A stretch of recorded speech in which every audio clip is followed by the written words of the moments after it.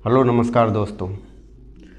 हम एक नया टॉपिक स्टार्ट कर रहे हैं, हीट और टेम्परेचर यानी ऊष्मा और ताप। एग्ज़ाम के लिए बहुत इम्पोर्टेंट टॉपिक है ये, ठीक है। तो पहला सवाल इससे यही बनता है कि ऊष्मा और ताप का अध्ययन विज्ञान की कौन सी शाखा में करते हैं। तो ये करते हैं हम ऊष्मा गतिकी यानी थर्मोडायनेमिक्स में। पहली लाइन ये है, ऊष्मा और ताप का अध्ययन विज्ञान की जिस शाखा में किया जाता है उसे कहते हैं ऊष्मा गतिकी यानी कि थर्मोडायनेमिक्स। ऊष्मा गतिकी का मतलब ऊष्मा और गतिकी। ऊष्मा एक प्रकार की ऊर्जा है। क्या है? ऊर्जा है। ऊष्मा एक प्रकार की ऊर्जा है, ठीक है। और गतिकी का मतलब होता है गति। तो ऊर्जा का गति करना, ऊर्जा का गति करना क्या कहलाता है? ऊष्मा गतिकी कहलाता है। यानी ऊष्मा जो है वो गति करती है, उसको हम पढ़ते हैं ऊष्मा गतिकी में। ये हो गई इसकी बेसिक नॉलेज। अब मेन चीज़ देखते हैं हम कि एक वस्तु है, ठीक है।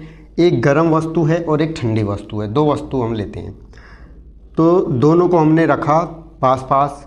तो जो गर्म वस्तु है उसमें से ऊष्मा ठंडी वस्तु की ओर फ्लो होती है।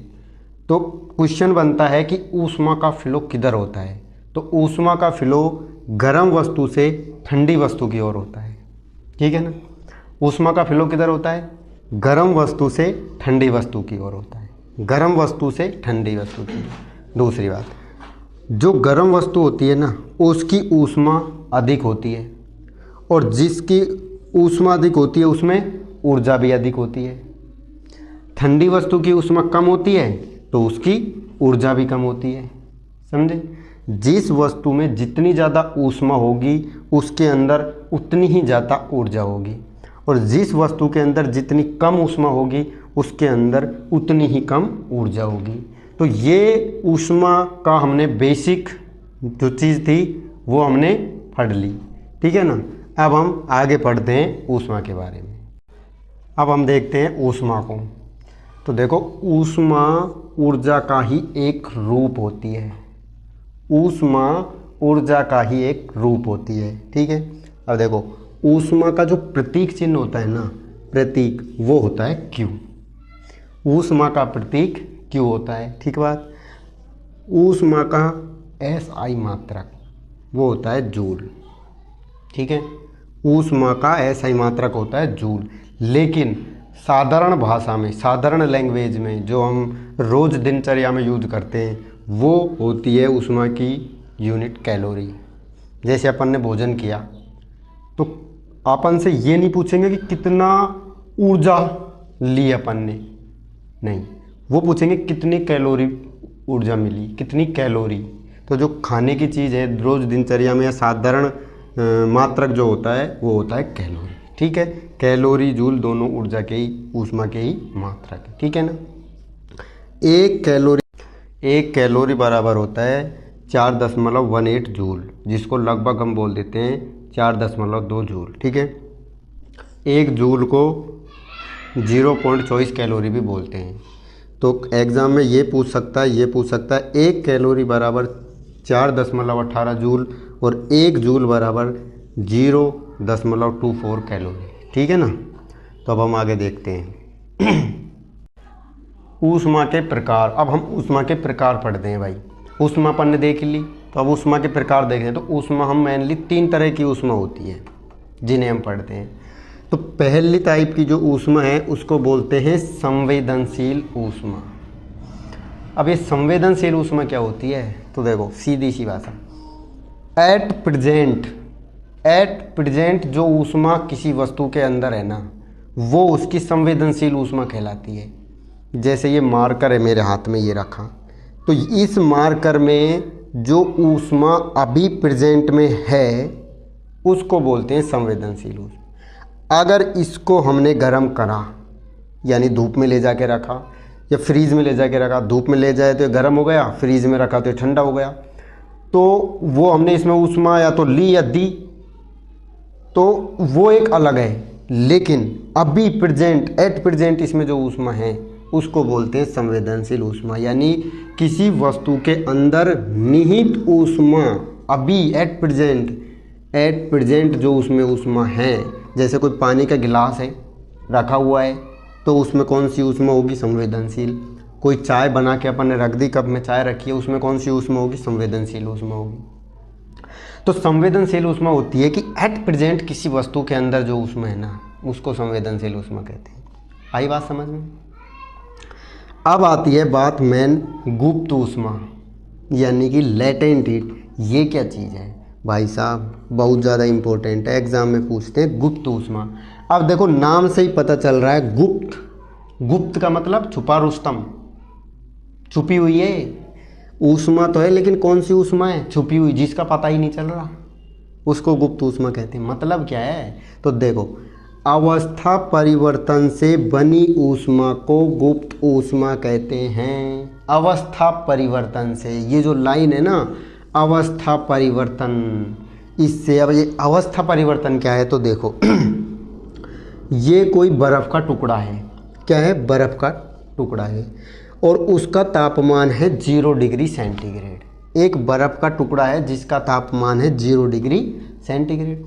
अब उसमें ऊष्मा दी अपन ने, ऊष्मा तो दी लेकिन उसका तापमान नहीं बढ़ा, ऊष्मा तो दी लेकिन तापमान नहीं बढ़ा। 0 डिग्री, अब 0 डिग्री ही बाद में है, ऊष्मा तो दी हमने लेकिन उसका तापमान नहीं बढ़ा। 0 डिग्री की बर्फ़ थी, 0 डिग्री का ही बर्फ़ जब द्रव में बदली, वाटर में बदली, लिक्विड में बदली, तो भी उसका तापमान 0 डिग्री है। तो अब ये थी बर्फ़, अब बन गया द्रव, अवस्था बदली कि नहीं बदली, द्रव यानी ठोस से किस में चला गया, द्रव में चला गया, ठोस से द्रव में चला गया। लेकिन भाई साहब तापमान जो है ना वो कांस्टेंट रहा, इसलिए इसे गुप्त ऊष्मा बोलते हैं। भाई साहब ऊष्मा तो दी लेकिन तापमान बदला ही नहीं, तो ये गुप्त ऊष्मा कहलाती है। अब ये कौन सी गुप्त ऊष्मा है, देखो ठोस से द्रव में बदला, क्या हुआ, आइस क्या हुई, मेल्ट हुई, तो मेल्ट हुई मतलब गलन की गुप्त ऊष्मा है। क्या है, गलन की गुप्त ऊष्मा। आ गई ना समझ। अब देखो दूसरा, अब जो द्रव है ना, द्रव वो 100 डिग्री सेंटीग्रेड का अपना जो पानी है, सपोज करो अपने स्टोव पे गैस के ऊपर पानी रखा हुआ है, उसको अपन गर्म कर रहे हैं, उसका तापमान 100 डिग्री सेंटीग्रेड है, ठीक है। अब अपन ने उसमें ऊष्मा दी, अब ऊष्मा देते देते जो पानी है ना, पानी अब वो भाप में बदलने लग गया, किस में, भाप में, भाप बन के वो उड़ने लग गया, ठीक है। तो द्रव से वो किस में बदलने लग गया, भाप में। उस टाइम पे, जिस टाइम पे 100 डिग्री सेंटीग्रेड का द्रव था, वो 100 डिग्री सेंटीग्रेड की भाप में बदल रहा है। देखो तापमान कांस्टेंट है, तापमान 100 डिग्री का ही तो द्रव था, 100 डिग्री का ही क्या है, वाष्प है। तो तापमान कांस्टेंट है तो क्या हो रहा है, अवस्था बदल रही है। अब क्या हो रहा है, द्रव से वाष्प में जा रहा है, तो अवस्था परिवर्तन हो रही है, तो ऊष्मा गुप्त ऊष्मा। लेकिन कौन सी वाली गुप्त ऊष्मा, वाष्पीकरण हो रहा है तो वाष्पन की गुप्त ऊष्मा। इसमें क्या हो रहा था, जो आइस या सॉलिड था वो द्रव में बदल रहा था, तो मेल्टिंग की गुप्त ऊष्मा थी। और इसमें क्या हो रहा है, वाष्प में बदल रहा है, तो ये कहलाती है वाष्पन की गुप्त ऊष्मा। तो भाई साहब आ गया ना समझ में। देखते हैं तीसरा नंबर की ऊष्मा है विशिष्ट ऊष्मा यानी स्पेसिफिक हीट। अब ये स्पेसिफिक हीट क्या होती है, देखो 1000 ग्राम या 1 किलोग्राम, 1000 ग्राम या 1 किलोग्राम कोई पदार्थ है, उसका तापमान 1 डिग्री सेंटीग्रेड बढ़ाने के लिए जितनी ऊष्मा की आवश्यकता होती है ना, उसी को विशिष्ट ऊष्मा कहते हैं, समझे। 1 केजी पदार्थ का तापमान 1 डिग्री सेंटीग्रेड बढ़ाना, इसी को विशिष्ट ऊष्मा कहते हैं। 1 केजी द्रव्यमान जो है पदार्थ का, उसका तापमान 1 डिग्री सेंटीग्रेड अपन को बढ़ाना है, तो जितनी ऊष्मा हमको देनी पड़ेगी उसी ऊष्मा का नाम धर दिया विशिष्ट ऊष्मा, ठीक है ना। ऊष्मा का ये फॉर्मूला होता है Q बराबर mc डेल्टा T, ये ऊष्मा का है, ठीक है। इसमें अपन ने C बराबर लिख दिया Q बटे m डेल्टा T, ये जो सी है ना, सी, इसी को कहते हैं विशिष्ट ऊष्मा। क्या कहते हैं? विशिष्ट ऊष्मा। इसका जो मात्रक होता है ऊष्मा का होता है जूल, द्रव्यमान का होता है ग्राम, और तापमान का होता है केल्विन। तो विशिष्ट ऊष्मा का मात्रक हो गया क्या? जूल प्रति ग्राम केल्विन, या जूल ग्राम ऊपर जाएगा -1, केल्विन भी ऊपर जाएगा -1। तो ये कह दो चाहे ये कह दो, इस विशिष्ट ऊष्मा का ऐसा ही मात्रक है। अब बात आती है कि विशिष्ट ऊष्मा का अधिकतम मान किसका होता है? तो अधिकतम विशिष्ट ऊष्मा होती है भाई पानी की। कितनी बार क्वेश्चन पूछ लिया है कि अधिकतम विशिष्ट ऊष्मा किसकी होती है? पानी की होती है, ठीक है ना। होती कितनी है?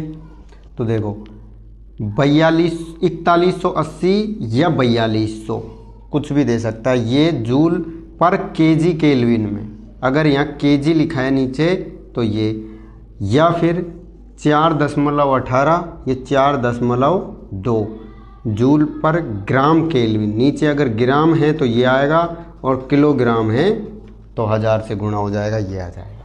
तो अधिकतम मान जो होता है विशिष्ट ऊष्मा का वो होता है पानी का, और कितना होता है? 4.18 या 4.2। ठीक है ना, आ गया समझ में?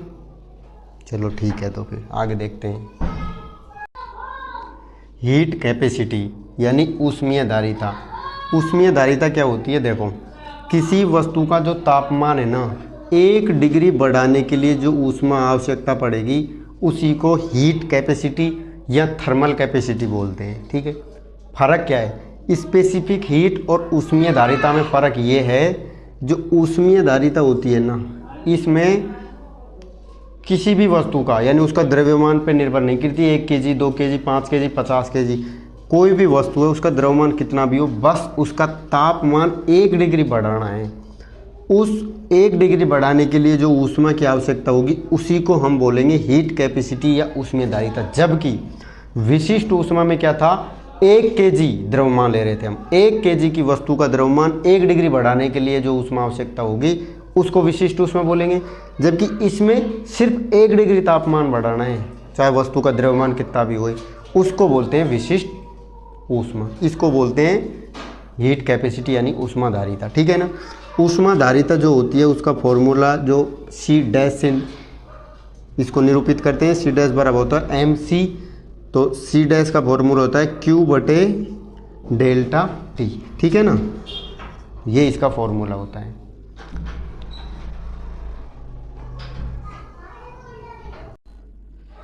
भाई विशिष्ट ऊष्मा का एक सवाल कर लेते हैं बढ़िया से। तो देखो 300 ग्राम द्रव्यमान की एक धातु है, उसका एक टुकड़ा है जिसकी विशिष्ट ऊष्मा अपन को निकालनी है, जिसका तापमान दे रखा है कि 12 किलो जूल ऊष्मा को अवशोषित करने में 50 डिग्री तापमान बढ़ जाता है। तो इसको निकालना है। तो देखो ऊष्मा का ये फॉर्मूला याद रख लो बस। कौन सा वाला? ये Q बराबर mc/ΔT।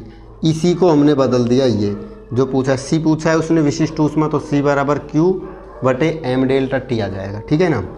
अब देखो Q का m दे रखा है उसने, द्रव्यमान 300 ग्राम है, विशिष्ट ऊष्मा उसने पूछी है, ताप में परिवर्तन दे रखा है 50 डिग्री सेंटीग्रेड। देखो इम्पोर्टेंट पॉइंट, तापमान में परिवर्तन चाहे डिग्री सेंटीग्रेड में हो चाहे केल्विन में हो बराबर होता है।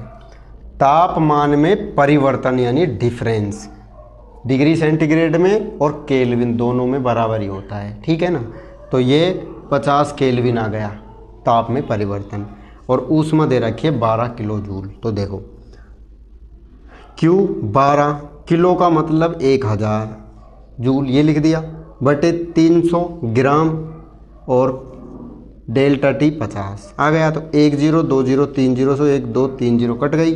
ठीक है, और ये कट गया 12 4 बार, 4/5 आ गया। 4/5 का मतलब होता है 0.80 जूल बटे ग्राम केल्विन। ठीक है, तो ये इसका आंसर आ गया। ऐसे सवाल एग्ज़ाम में पूछे गए हैं, 1-2 बार ज़रूर पूछे गए हैं, इसलिए ये बस ये फॉर्मूला याद रखो आप तो हो जाएगा। एक और सवाल है, इसको सॉल्व करते हैं। तो देखो एल्युमिनियम का एक 100 ग्राम का ब्लॉक है और इसकी विशिष्ट ऊष्मा 900 दे रखी है। इसकी कितनी ऊष्मा स्थानांतरित की जानी चाहिए कि उसका तापमान 10 डिग्री बढ़ जाए, ठीक है ना।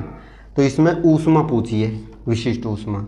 तो इसका फॉर्मूला क्या होता है, Q बराबर mc डेल्टा टी, ठीक है ना। बस हो गया सवाल चुटकियों में। m दे ही रखा है, कितना दे रखा है, ये रहा 100 ग्राम। विशिष्ट ऊष्मा दे रखी है 900। लेकिन अब देखो ध्यान देने वाली पॉइंट, द्रव्यमान किस में दे रखा है, ग्राम में, और यहाँ पर द्रव्यमान किस में है, किलोग्राम में। तो उसको भी किस में बदलना पड़ेगा, अपन को ग्राम में बदलना पड़ेगा। तो क्या करेंगे, 1000 से भाग देंगे, ठीक है, गुणा डेल्टा टी यानी तापमान में परिवर्तन कितना है 10 का 1 2 3 1 2 3 कितना हो गया 900 जूल, ठीक है। तो ये आ गया अपना आंसर 900 जूल। तो ये सवाल थे, ठीक है ना। ऊष्मा स्थानांतरण के प्रकार, ठीक है भाई। ऊष्मा के स्थानांतरण के 3 प्रकार होते हैं मेनली, जिन्हें हम पढ़ते हैं।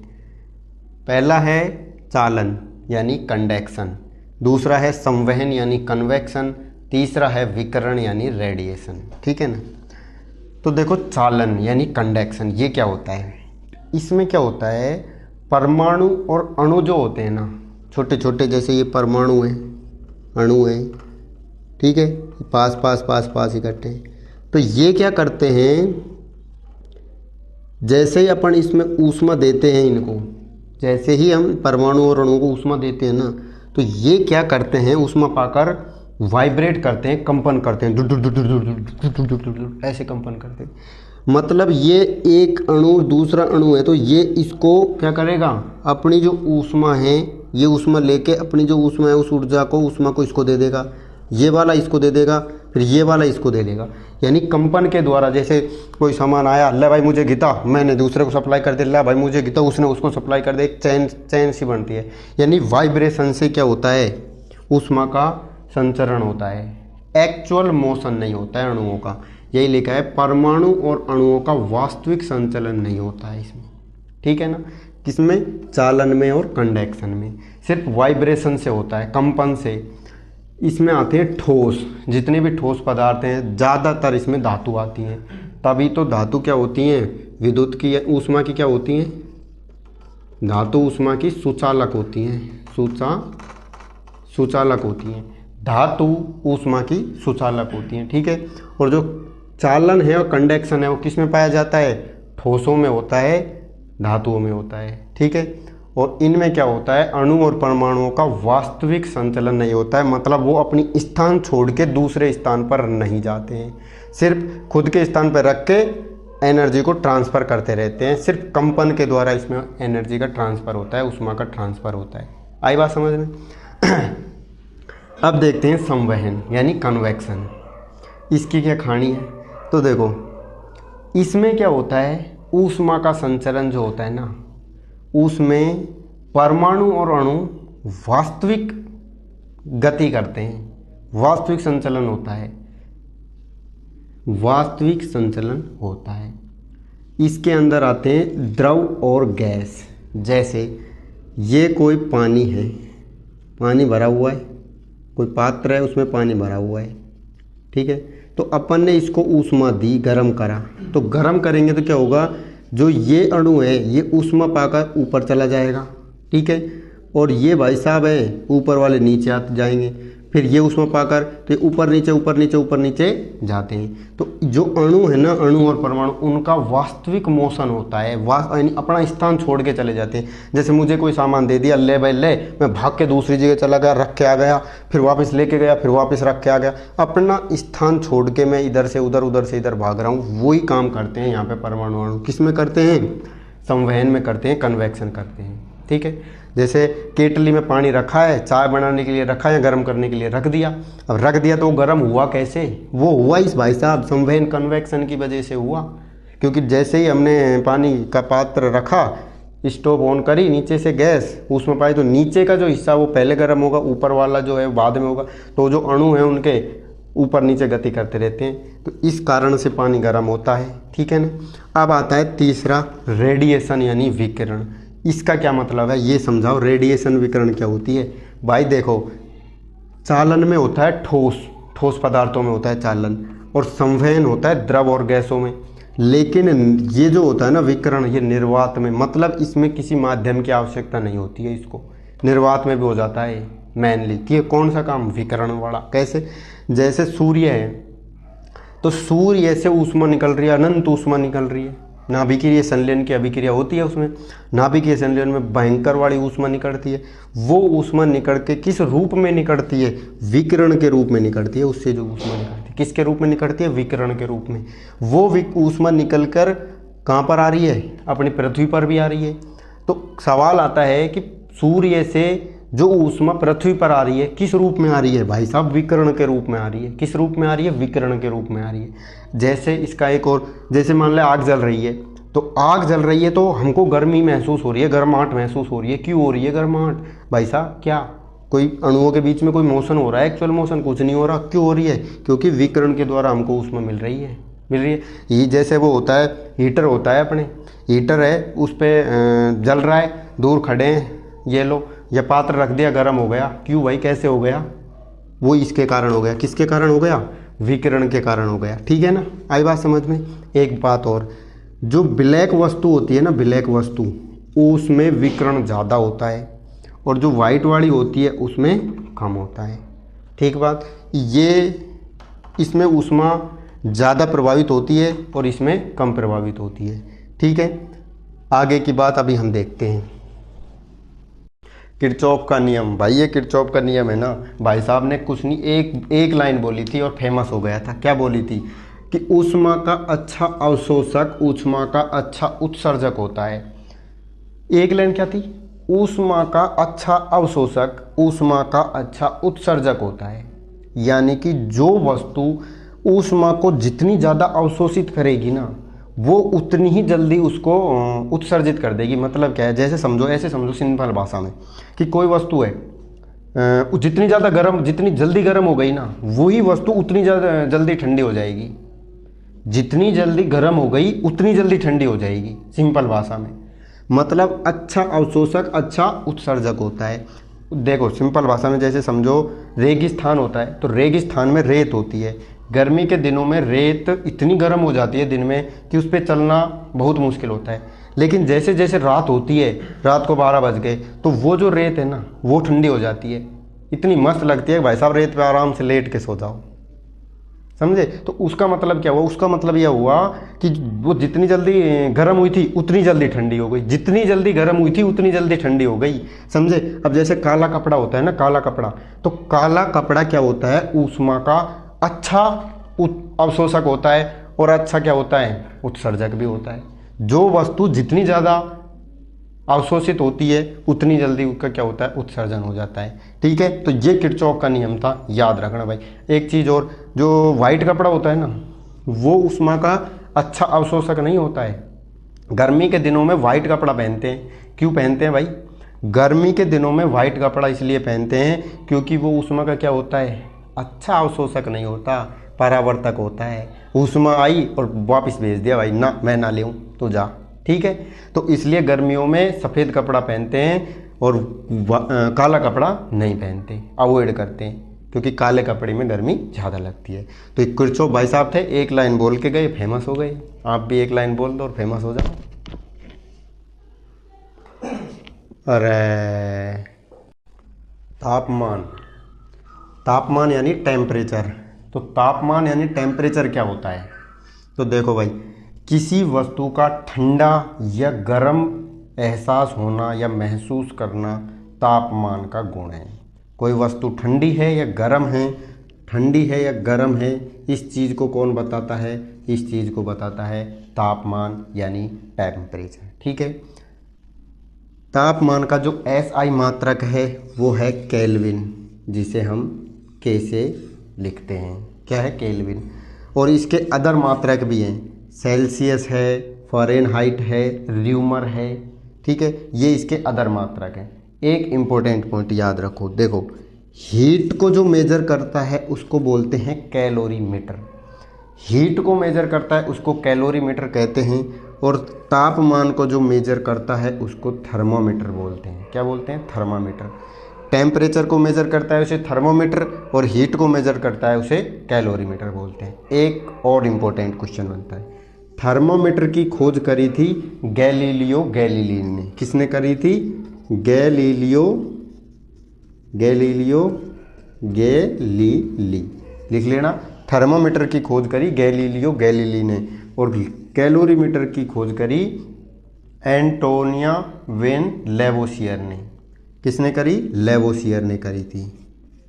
लेवोसियर। कौन सा लेवोसियर है? जिसे फादर ऑफ केमिस्ट्री बोलते हैं, वही वाले लेवोसियर हैं ये। तो एंटोनियो वी लेवोसियर ने खोज करी कैलोरीमीटर की, और थर्मामीटर की खोज करी गैलीलियो गैलीली ने। ठीक है ना? आगे बात समझ में? तो ये तापमान के बारे में। अब हम इनके बारे में, ताप का रिलेशन होता है केल्विन, फ़ारेनहाइट, र्यूमर, इनमें आपस में रिलेशन है, वो देखते हैं।